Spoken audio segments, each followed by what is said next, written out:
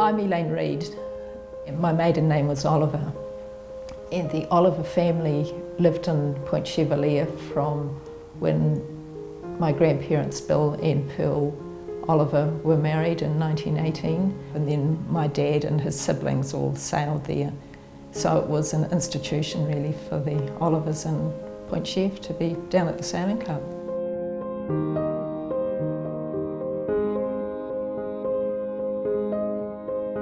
My father's youngest brother was Bert Oliver, and his eldest son, Don Oliver, has been sailing at Point Chevalier Sailing Club until quite recently.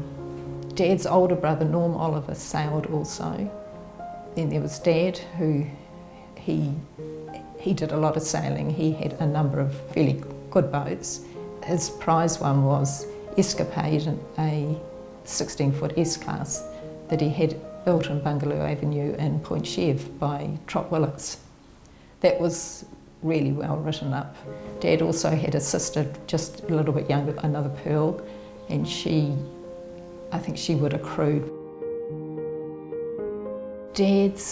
He kept his down the bottom of Dignan Street, or if it was coming home, there was a ramp at Oliver Road, and they would have sailed just round, or what Dad used to call Piper Rocks, to go to the Point Chevalier beach to sail from there. Yeah, from the photos it looks like they just hauled them up onto little cradles and left them on the foreshore. Dad was born in 1919 and he lived there until he got married in the 1950s. So during that time the Oliver family was very involved with the Point Chevalier Sailing Club right from the beginning, and Granddad Bill Oliver was president there when he died in 1966, so he had all his life that he lived in Point Chevalier, he was involved with the sailing club. Mum's family, her mother was a Cleal, and the Cleal's family lived in Point Chevalier from the very early 1910s, I'm guessing 1911, and it's my grandfather Charles Spearpoint married one of the Cleal girls. So in that time between his marriage in 1922 till 1928, he was involved with the sailing club as secretary. I don't think he was actually actively sailing, but he was just part of the administration.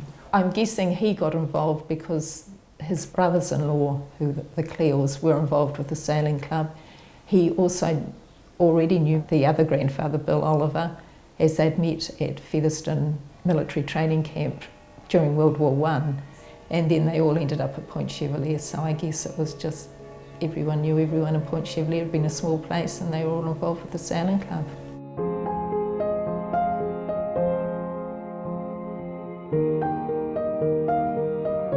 These are photographs from the Point Chevalier Sailing Club on the day that the original clubhouse was opened by Sir James Parr, Minister of Education in 1923. They were photographs from my grandfather, Bill Oliver.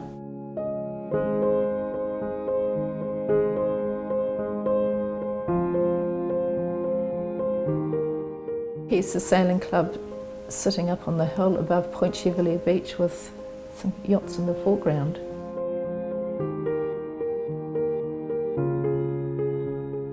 Here's a photograph of the committee when the sailing club was opened. We've got my grandfather, Bill Oliver, and Tom Cleal, my great uncle, sitting on the veranda of the sailing club from where they would have started races with the gun and the flags up.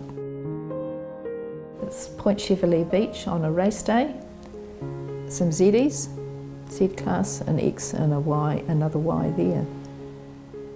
This is a photo of some of my family members who were in the Queen Carnival, which was used to raise money for the new clubhouse building. That was the isolation hospital in Coyle Park.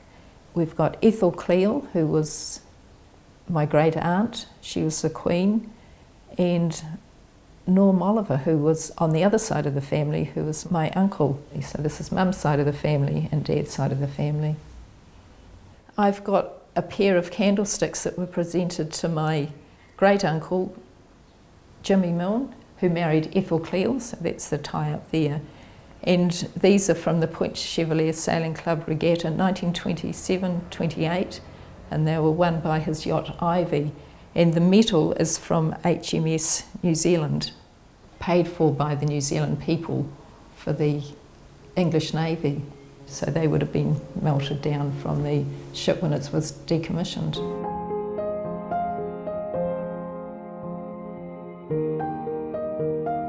This is the minute book for the Point Chevalier Model Yacht Club. The first minuted meeting was the 9th of April 1935 and petered out in 1938-39, I'm guessing because of the start of World War II. There were 4 members of the family who would have been racing them, so that I guess they would have had one each. Dad being the eldest, he was actually on the first committee when I look at the minute book, so he was involved. I know that Dad and Pearl, the 2 close siblings, one born in 1919, the other born in 1922, they both had their own boats, which were built by Bill Oliver and by Dad, Ron Oliver.